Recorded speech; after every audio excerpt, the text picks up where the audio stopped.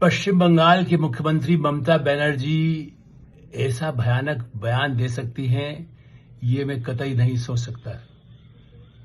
इतना आपत्तिजनक बयान। महिलाएं रात को निकली क्यों? यदि रेप हो गया है तो रात को निकल के लड़की क्यों जा रही थी आधी रात को?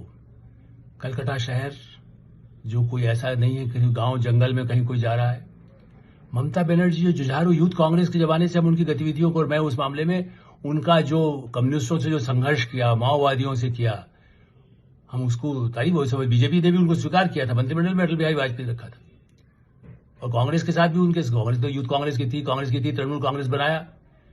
ऐसी जुझारू संघर्षशील महिला जो महिलाओं के वोट लेती है, वो कह रही कि कलकत्ता में रात को लड़की क्यों बाहर जाती है? भाई, ये आपका कानून प्रशासन पर आपको भरोसा नहीं है? आप ऐसा राय दे सकती है? जहां रात को काम होता है, ड्यूटी करते हैं, कोई डॉक्टर है, कोई दूसरे काम करते हैं, नहीं, वो घूम नहीं जा रही है, तो क्यों कलकत्ता असुरक्षित शहर है? और मैं इसलिए कह सकता हूं कि मैं खुद ऐसे अवसर आए जो कम्युनिस्ट रहा था, जिसकी मैं आलोचना तब भी बहुत करता था। एक बार कहीं से डिनर, एक बड़ी मीटिंग में गया था, बस उसमें उसके बाद हमारे एक और साथी के साथ हम जो गए, हमने कहा कि डिनर हो गया, चलिए। किसी ने हमें बताया कि बहुत अच्छी एक चाय की दुकान है ढाबा, और वहां इतने बड़े बड़े बर्तनों में चाय खोलती रहती है। आप कभी जाके देखिए, वहां पंचायत भी रात को मैंने कहा 12 बज गया। नहीं, वो तो खुला होता है वहां। तो अभी हम गए, मुझे उस एरिया का नाम याद नहीं है इस समय, क्योंकि बात बहुत पुरानी है, जब ममता बनर्जी भी सत्ता में नहीं आई थी।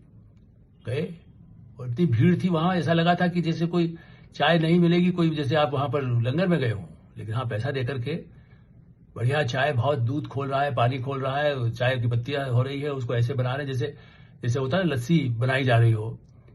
अब वो जो दर्शक जानते हैं कलकत्ता को, वो समझ सकते हैं। तो आधी रात के बाद में हम 1:30 बजे वापस आए हैं, तब तक कोई खतरा नहीं था। और भी वहां कई महिलाएं भी जा रही थी, सब अपना बंगाली महिलाएं भी वहां पर हैं, वो दूसरे भी हैं। चाय पीना सड़क पर, और अंदर बैठने की तो ज्यादा जगह होती नहीं है, इस तरह ढाबा नुमा।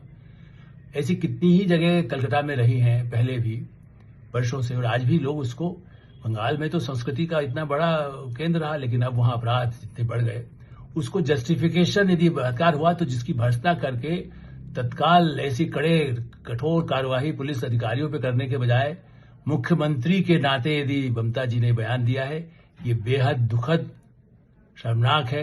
और किसी भी मुख्यमंत्री को कानून व्यवस्था को सुनिश्चित करने की जिम्मेदारी होती है। मेरा ऐसा मानना है कि अदालत भी इसको नोटिस लेकर के उन्हें भी सलाह दे।